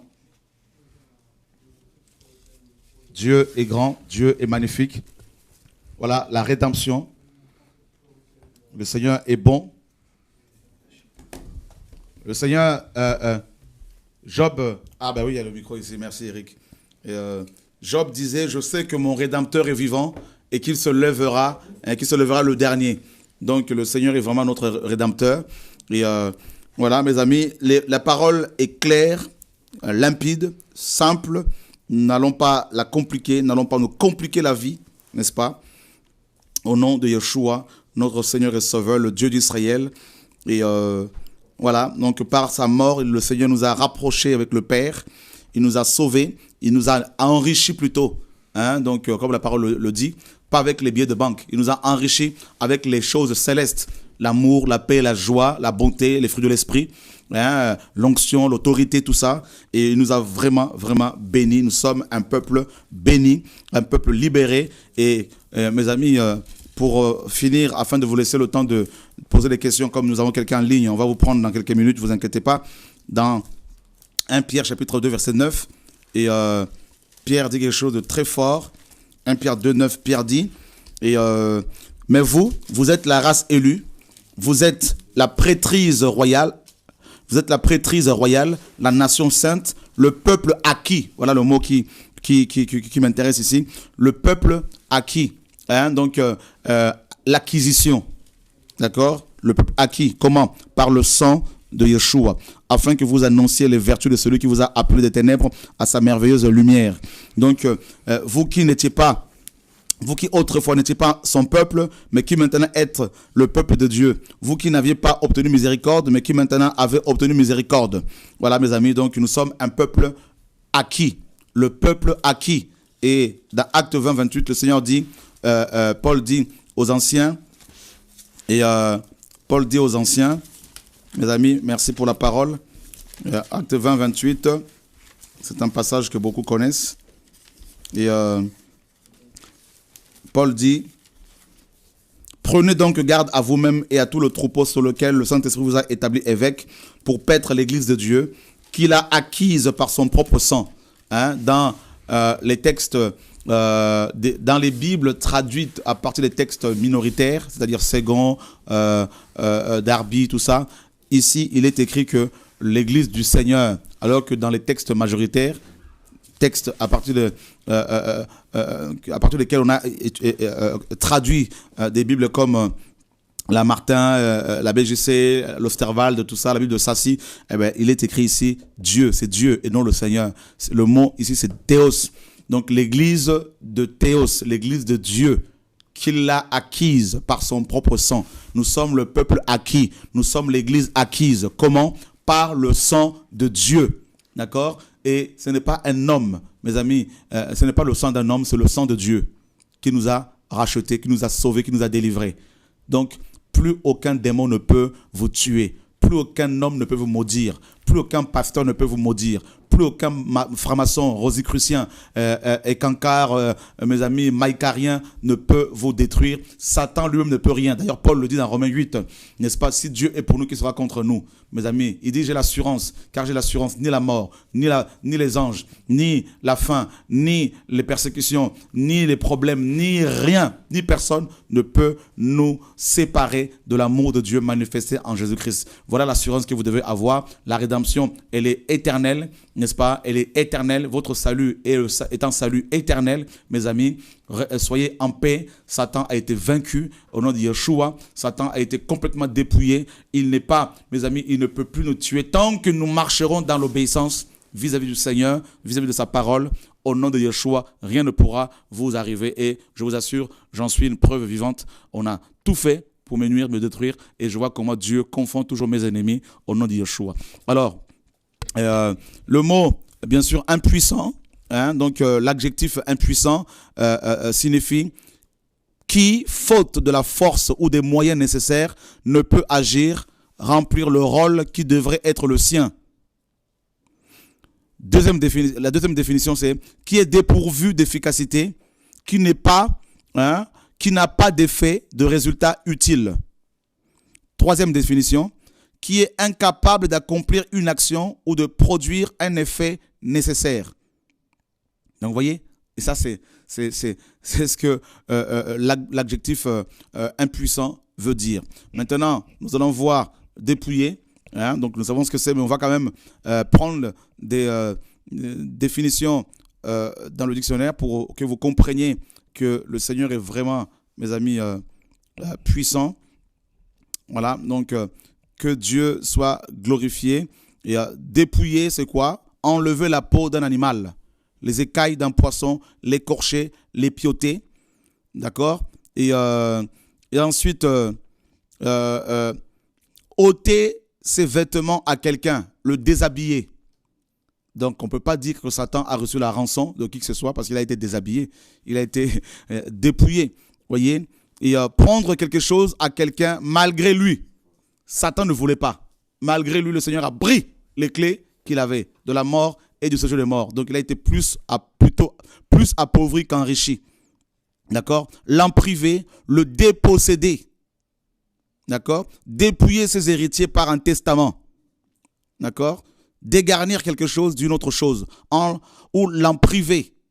D'accord? Voilà. Donc, que Dieu soit béni. Et c'est beau, l'œuvre de la croix. Et nous voulons vraiment dire un grand merci à Jésus-Christ, notre Seigneur, notre Sauveur, notre Dieu, pour cette belle œuvre. Et nous voulons vraiment bénir le Père Céleste de nous avoir, mes amis, aimés et au point de se sacrifier, de sacrifier son Fils unique, Yeshua, car Dieu a tant aimé le monde qu'il a donné son Fils unique afin que quiconque croit en lui ne périsse point, mais qu'il ait la vie éternelle.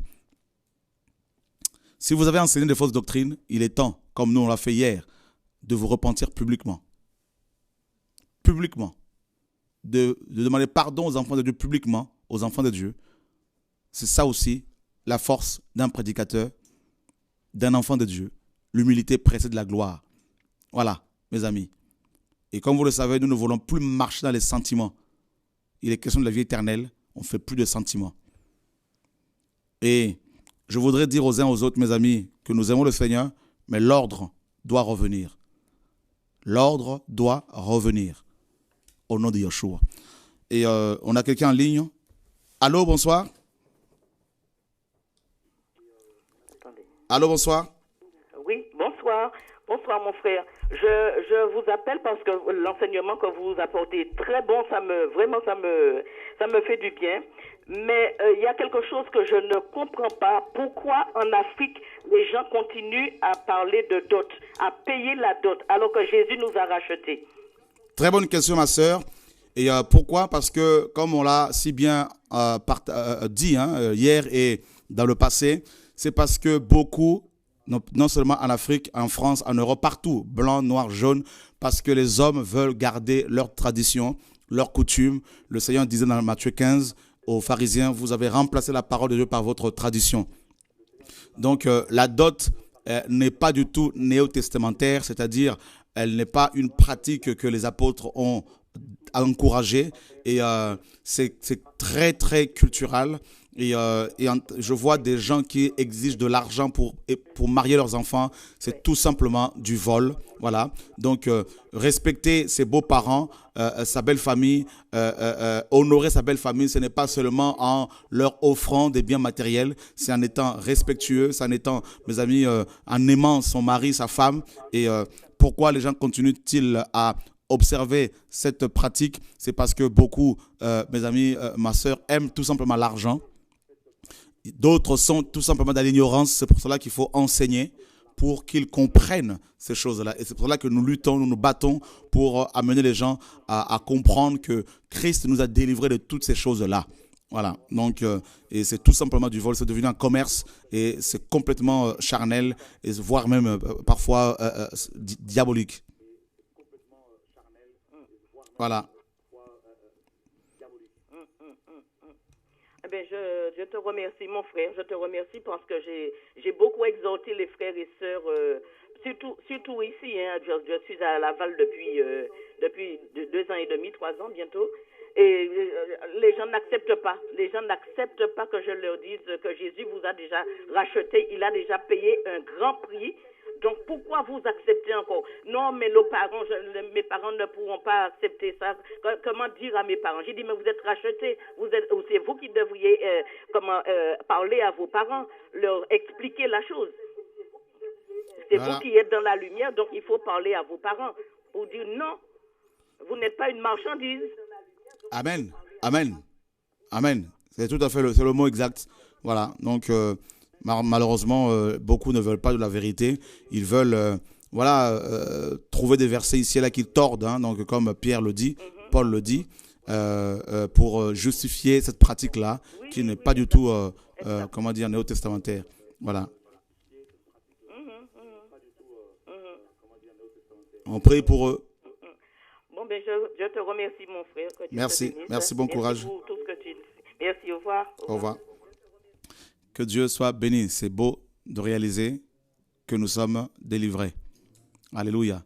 Que Dieu soit béni, mes amis. Paul nous dit ceci pour finir dans Galates chapitre 5. C'est un passage qui est très très fort aussi. Galates chapitre 5. Et voilà. Seigneur, merci pour ta parole. Galates chapitre 5, verset 1er. Demeurez donc ferme dans la liberté pour laquelle Christ nous a affranchis et ne vous mettez plus sous le joug de la servitude. Voilà. Ici, il était question de la loi. Parce que la loi aussi, comme on l'a vu, était nous contrôler, nous écraser, nous condamner. Voilà, le mot exact. Donc, nous condamner. Et le Seigneur nous en a délivrés. Donc, Paul dit justement aux chrétiens ici de ne surtout pas se laisser de nouveau mettre sous le joug de qui que ce soit, de quoi que ce soit, n'est-ce pas? De demeurer ferme dans la liberté pour laquelle Christ nous a affranchis. Donc, personnellement, je ne veux plus être sous le joug de quoi que ce soit, de qui que ce soit. Je sais que beaucoup ont voulu hier me contrôler, même encore aujourd'hui. Jamais, jamais, jamais. Voilà. Alors, ceux qui disent qu'on n'écoute pas, on écoute ce que Dieu nous dit. Et ceux, les frères et sœurs disent des choses que Dieu nous dise, on écoute. Mais si ce n'est pas ce que Dieu dit, on n'écoute pas. Voilà, c'est comme ça. Que Dieu soit béni au nom de Yeshua. Amen. Amen. Voilà, je crois que c'est fini. Que le Seigneur soit béni. Ah, on a quelqu'un en ligne. Allô, bonsoir. Ouais. Allô, bonsoir. Oui, bonsoir. Allô, bonsoir. Oui, bonsoir, frère. Bonsoir. Ouais, bon, juste, j'allais poser la question, si par exemple aujourd'hui, vous avez des parents qui sont dans la sorcellerie et bon, vous le savez très bien que non, ils sont dans la sorcellerie par rapport au combat, par rapport à tout ce que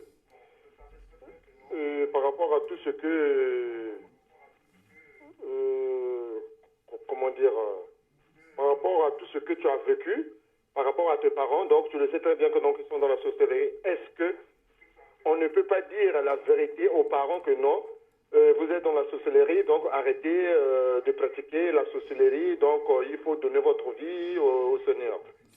Si vous ne dites pas la vérité à vos parents, si jamais ils sont de la sorcellerie, comment voulez-vous les sauver? C'est la vérité qui sauve, c'est la vérité qui délivre. Faudrait, dans l'amour, bien sûr, il faudrait dire la vérité. Parce que si je... Ouais, tout à fait. Bon, parce que si je dis ça, moi, ma mère, elle est pasteur. Mon père, il est diacre. Mais moi, par rapport à tout ce que j'ai vécu, par rapport à tout ce que je vois quand je dors la nuit, parce que je le vois bien, le Seigneur, il me montre tout. Bon, mais moi, comme on dit que il faut respecter vos parents, bon, donc moi, je n'arrive pas, je n'ai pas cette force-là de leur dire que non, voilà, vous êtes dans la sorcellerie, machin, tout. Donc, par rapport au respect que je le dois, donc, je ne veux pas leur dire clairement comme ça. Donc, moi, je trouve que peut-être c'est un péché. Si je dis ça clairement, bon, ouvertement comme ça, donc, si c'est un péché, bon, je ne sais pas. Donc, c'est ce que donc, je voudrais dire. Mais, franchement, pour moi, je veux vraiment les parler, les dire que non, vous êtes dans la sorcellerie, donc arrêtez la sorcellerie, donc il faut donner votre vie au Seigneur. Là, il faudrait dire la vérité dans l'amour, bien sûr, il faut le faire, parce que sinon on va être hypocrite. Il faut dire la vérité, voilà. Bon courage. Okay. Merci frère, au revoir.